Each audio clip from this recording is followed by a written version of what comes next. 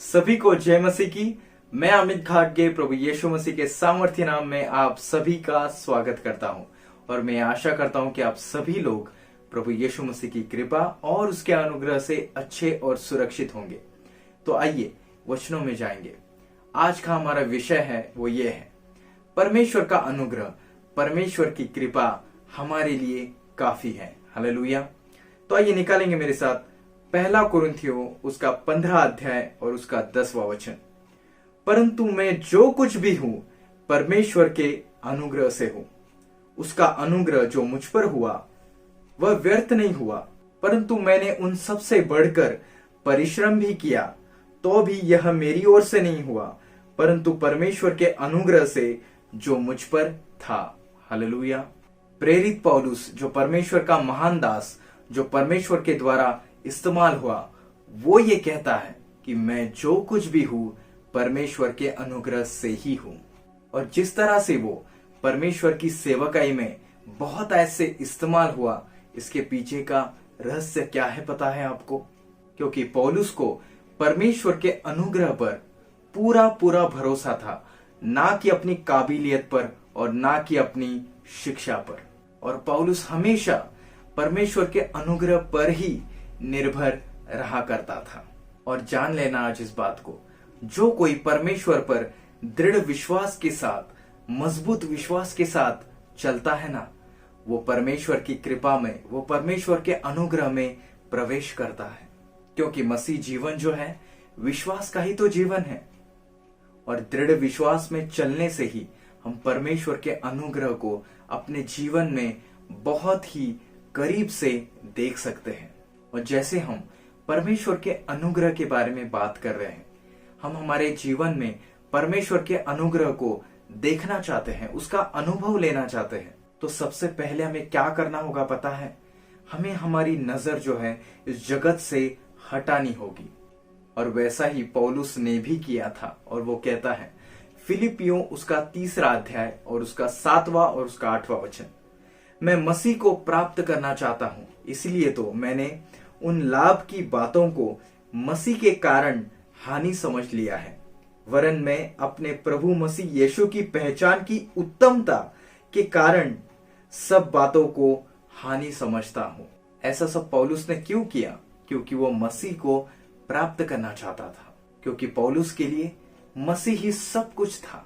वो सारी चीजों के ऊपर, सारी बातों के ऊपर अपने मसीह को ही रखता था। और मानो जैसे वो यही कहता होगा कि तेरी जगह कोई नहीं ले सकता प्रभु, तेरी जगह कोई भी नहीं ले सकता।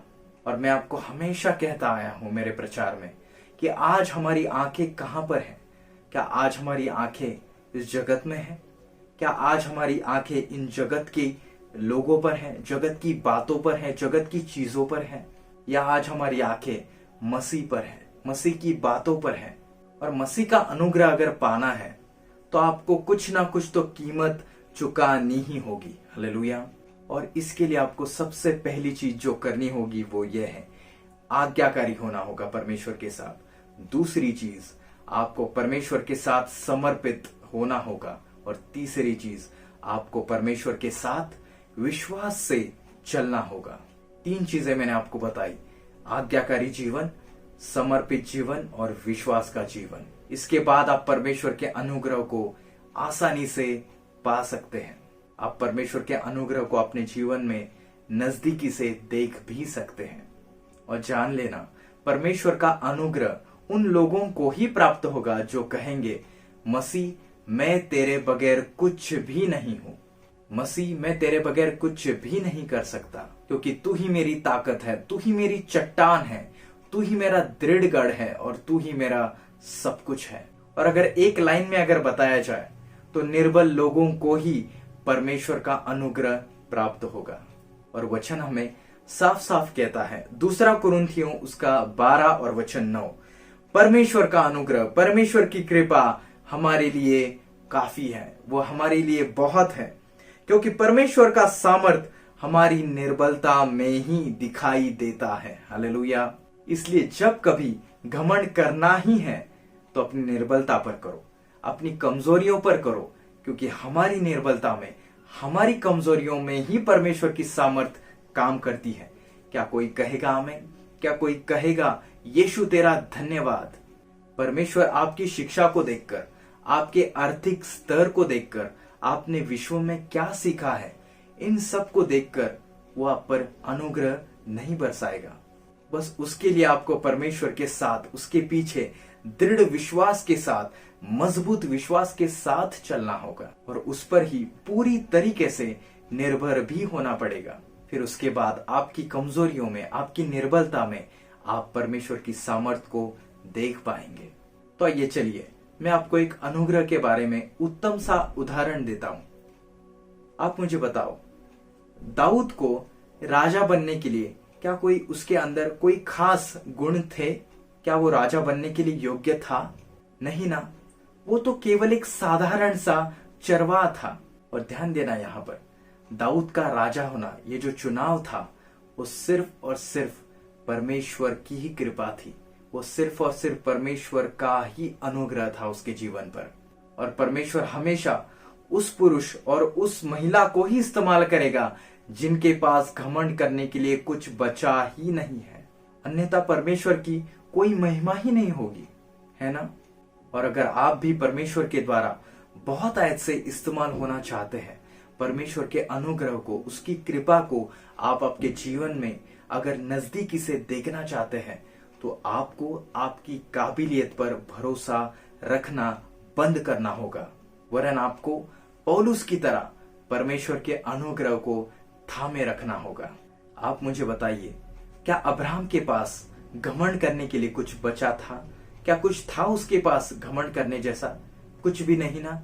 जब हम देखते हैं उत्पत्ति उसका 12वां अध्याय, जब परमेश्वर ने उसको आज्ञा दी थी कि जो देश, जो भूमि मैं तुझको दिखाऊंगा वही तुझे जाना होगा, और अब्राहम सब कुछ छोड़ छाड़ कर प्रभु की आज्ञा का पालन करते हुए निकल पड़ा था। अब्राहम दृढ़ विश्वास के साथ परमेश्वर की आज्ञाओं का पालन करते हुए निकल पड़ा। और जैसे मैंने आपसे कहा, जो कोई दृढ़ विश्वास के साथ परमेश्वर के साथ चलता है, वो परमेश्वर का अनुग्रह अपने जीवन में बखूबी से देखता है। हालेलुया। और अब्राहम ने परमेश्वर का अनुग्रह अपने जीवन में बहुत करीब से देखा, उसने वो अनुभव किया, है ना? उसी प्रकार यूसुफ के जीवन को भी देखिए। क्या उसके पास कुछ था घमंड करने के लिए? क्या कुछ उसके पास बचा था घमंड करने के लिए? कुछ भी नहीं। उसके भाइयों ने उसको बेचा, वो यहां वहां बेचा गया, कुछ ना करके भी वो जेल में बंदियों की तरह फेंका गया। लेकिन उसके बाद यूसुफ ने भी तो परमेश्वर का अनुभव अपने जीवन में देखा ही ना, है ना? दानियल परमेश्वर का दास, उसके भी जीवन में घमंड करने जैसा कुछ भी नहीं था। वो भी परमेश्वर पर ही निर्भर रहा करता था। वो भी परमेश्वर के साथ दृढ़ विश्वास के साथ चला करता था। उसने भी राजा की उपासना करना, राजा की आराधना करना इनकार कर दिया, क्योंकि वो अपने परमेश्वर के साथ विश्वास योग्य था। और जब उसको सिंह की गुफा में डाला गया, तो उसने भी परमेश्वर का अनुग्रह अपने जीवन में बहुत करीब से देखा। शद्रक, मेशक और अबेदनेगो, इन तीनों को भी देखिए, उन्होंने भी उस सोने की मूर्ति को दंडवत करना इनकार कर दिया, मना कर दिया।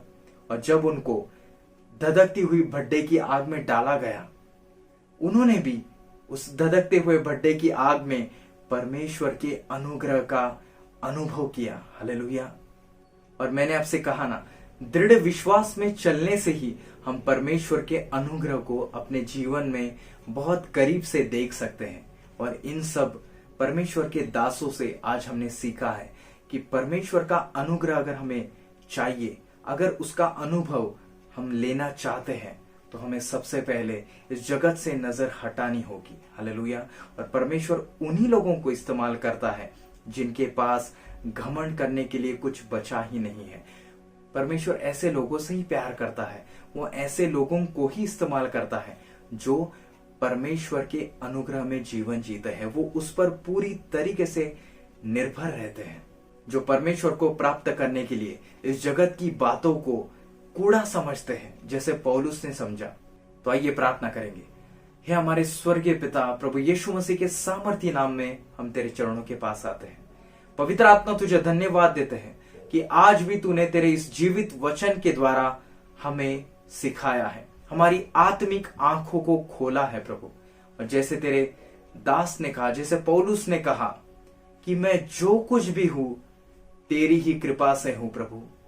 और परमेश्वर, तेरी ही कृपा हमारे लिए काफी है। आज हम यही कहते हैं प्रभु, आज जो कुछ भी हम हैं ये तेरी कृपा की बदौलत है प्रभु। और जैसे पौलुस ने तुझको प्राप्त करने के लिए इस जगत की बातों को, इस जगत की चीजों को कूड़ा समझा, आज वैसा हृदय तू हम सभी को दे। हम हमारी नजर तुझ पर बनाए रखे प्रभु, इसलिए तू हमें सहायता कर। आज हम सभी को तू सहायता कर कि हम सभी लोग दृढ़ विश्वास में तेरे साथ चलने पाए, ताकि हम सभी लोग तेरे अनुग्रह को प्राप्त कर सके। आज जितने लोगों ने ये तेरा वचन सुना है, ये वचन इनके जीवन में 100 गुना फल लाने पाए प्रभु। और फिर एक बार तेरे अनुग्रह के लिए तुझे धन्यवाद।